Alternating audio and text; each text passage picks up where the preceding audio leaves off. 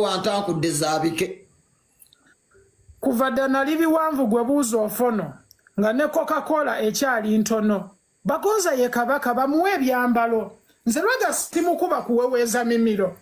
Watch the flow structure. Look at the architecture. Look at little Pazo with his hair copying the teacher.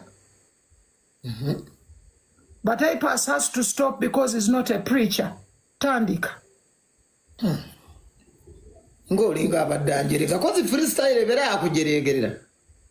Yeah, tandikirawo.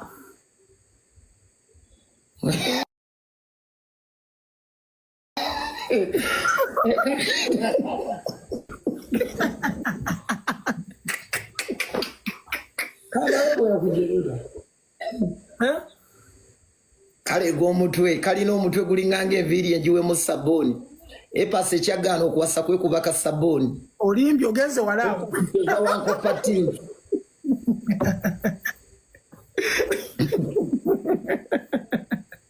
Tebola basobina nawe buli byonni myaka beera kawani boy wange nze gwerijjako nyina plan boy wange omwaka ogujja ngenda mechigani bere ekiwatule liri Pazo mbera makindye mu kizungu Apass faking oluzungu you speak man you can't battle me bomba clad Little Pazo omulimu gwasooka okukola gwali gwa kyalaani naye gwakulema kubanga tewalina maanyi kusota kyalaani n'osalawo ovuga eggaali wagivaako n'oyoya emmotoka n'ojja mu studio otandika okuyimba mugenda ogula emmotoka bw'omala ogivuga n'otandika ati bw'omala ogifuna n'otandika okwefuula owa Uber kati osiiba mu mmotoka owooza agenda ogula emmotoka ogiyina naye ate wafuuka wa Uber.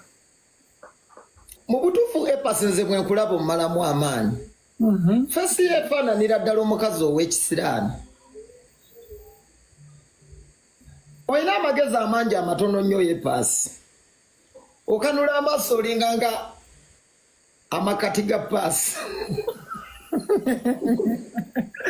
Little Pazo wandyegendereza ebintu by'oyogera bwe nkwetegereza wenna nefiga olinga omubbi era bwe nkutunuulira nkulabanga sobbi kino nno kizubbi kisajja kibbi mulaba amannyo gagerekera alina ennyindo embyataavu ebiiso binene biringa ebyoli omusajja eryogera bwati omujjukira bulungi mukama amma ebintu naye Apass Mungu yakuma eddoboozi